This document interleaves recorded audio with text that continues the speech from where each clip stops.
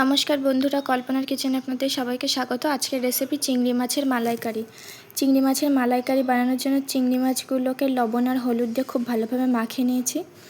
অন্যদিকে কড়াইতে তেল দিয়ে তেল গরম করে নেব। আমাদের তেলটা গরম হয়ে গেছে, এবার এতে চিংড়ি মাছগুলো দিয়ে ভেজে নিচ্ছি। চিংড়ি মাছগুলো ভাজা হয়ে গেছে, এবার তুলে নিয়েছি।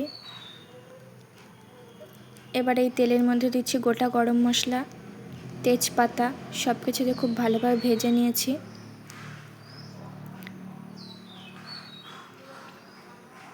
এবার এর মধ্যে দেব পেঁয়াজ বাটা।